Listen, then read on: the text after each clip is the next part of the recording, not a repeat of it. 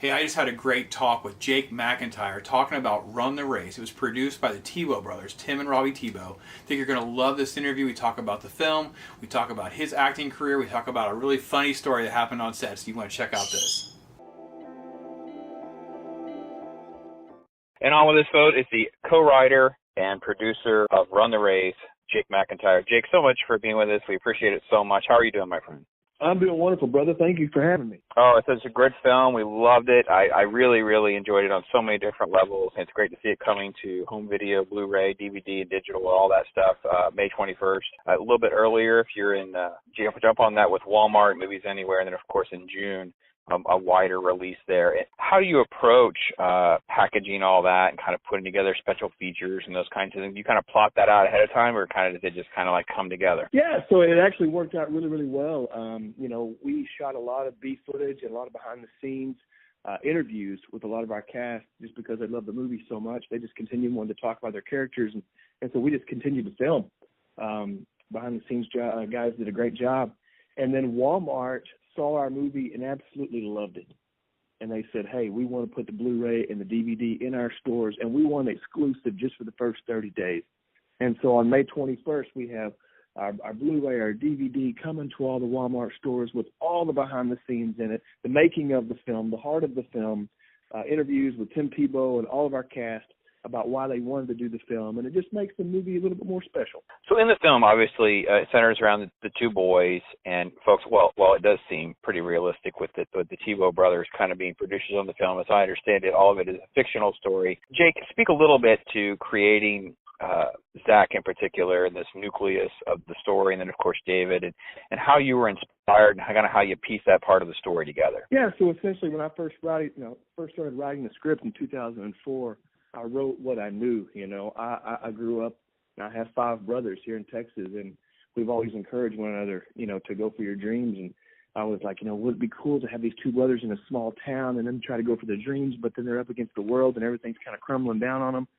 And so I just kind of pieced together true stories that happened to me and all of my brothers and all of my best friends, and cherry-picked them and put the best and the worst into one movie. And so that's kind of how it all happened. So you're exactly right. It's a fictional story, but it's a combination of all true stories. It really, really comes across great. It comes across as just being very genuine, dealing with a lot of issues. Obviously, family is at the center of it, but it has little moments of mentorship, even just the concept of dating is an interesting element. And I like the fact that you also didn't try to wrap things up with like a spoon-fed ending. I think some of the faith-based films have suffered from that. And your film stays at least somewhat tragic in some places where it needs to be, right? Because it roots it in more real world. Yes. Well, one thing we wanted to do when we made this movie is we didn't want anything to be unbelievable.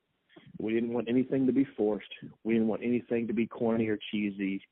And so we really just went for the most raw, authentic, what is real life, what has happened to us, what's a true story that's happened to us, let's put it in the movie. So I think because of that, a lot of people can relate. In regards to every character, you can see, okay, that happened to me, that happened to that character, good and bad. And so we wanted to show that, real life happens to real people, even good people. And what do you do after that happens is, kind of defines who you are. How did your script move into the Tebow hands? How did it move into having their involvement? So I finished writing it 2004, and then 2008, wrote it again. 2012, my acting agent said, hey, make a little 6-minute concept trailer to show people what it would look like when you make it into a 2-hour film. So I did. I shot this January of 2012, and I actually acted as the lead in it because I was younger back then. And it kind of went viral, and it got in the hands of Robbie Tebow, one of our executive producers, Trey Brunson, who was my best friend, is my best friend. We went to Dallas Baptist University together. He went with his dad to the First Baptist Church of Jacksonville, Florida, to be a pastor, associate pastor and pastor. Well, that just happens to be the home church of Tim and Robbie Tebow. So in 2013, they get this concept trailer, they get this script, and Robbie calls me and says, Jake, we've seen over 50 scripts, and nothing's really hit us in the heart like Run the Race has. We want to meet you. We look for vehicles that maybe have the capability of making an impact around the world, and we think Run the Race is one of those vehicles. And so I couldn't agree more. I couldn't agree more. Yeah. It's such a perfect fit to have the Tebows behind it with you, Jake. Oh, yeah. I mean, it's two brothers that play sports, that are trying to go for their dreams. They're up against all odds, but, you know, they support each other and they love each other no matter what. And let me tell you, that's what Tim and Robbie Tebow do for each other, and that's why they loved it and fell in love with it. Talk a little bit about the cast. You have you have great names and faces. Some folks people will recognize, some they don't. But I was just blown away. It was great to see Frances Fisher. She's just tremendous. Everyone, her roles. People will recognize some of them, but won't know. But talk about bringing such a cast together for because kind of a lower budget project, right? So Hollywood has these ridiculous standards sometimes, but you did just an incredible job bringing in talented people.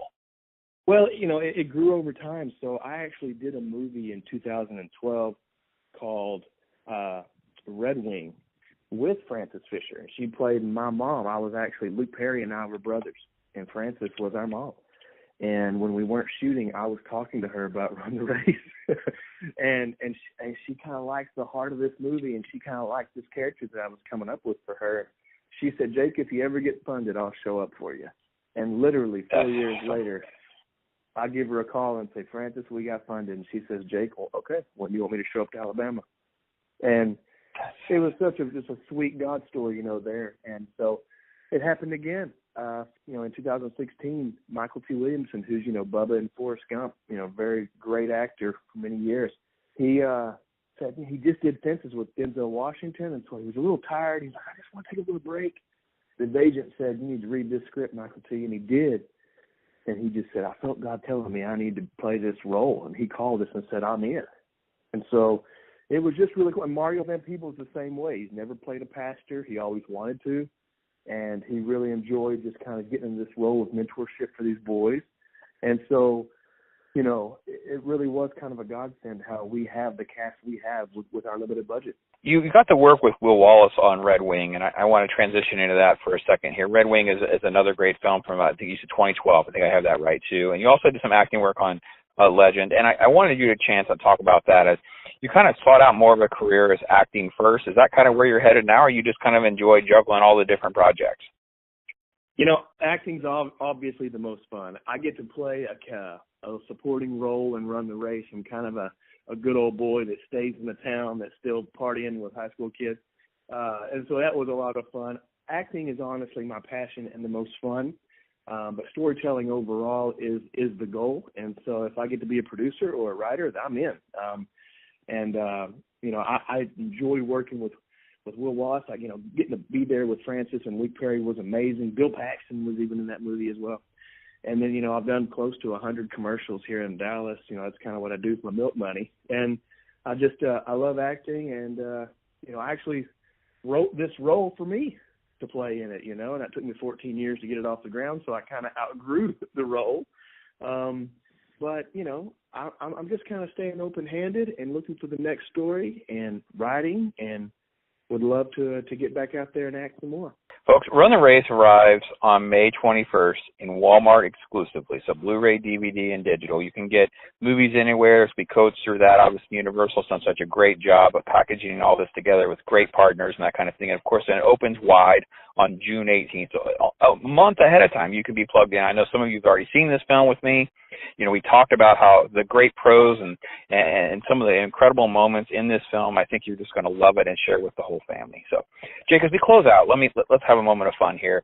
Is there a story, or there's just this funny thing or something off camera that we could share and kind of put out there for folks as well? Well, I will say this. There was a time where Robbie Tebow was on set, and he had to use the bathroom really, really bad. And we're out in a field. He couldn't find a place to go, and he ended up going in, I believe, Mykelti Williamson's trailer. And Mykelti walked into that trailer and was pretty awoken by a crazy smell, and it just became a big laugh. And Robbie was like, "Oh, hey, I just had to go. I'm sorry." And everybody just laughed. He funked up Bubba's trailer, man. That's crazy. That is crazy. I'm going to talk to Robbie Tebow someday, and I'm going to tease him about funking up Bubba. That's a great story, Jake. That is phenomenal, and we will end right there. And folks, Hashtag Run the Race Movie. It's everywhere. We'll put links in the articles. If you're watching this online, there'll be links in the description. You can catch all that. Keep an eye out for Jake and all his projects and that kind of thing. And check out Red Wing, man. It's a really good product. Will Wallace does great work. I love some of the other stuff that he's done, so great stuff. So, Jake, thank you again for fitting this into your busy schedule, my brother. Brandon, appreciate you anytime, my man.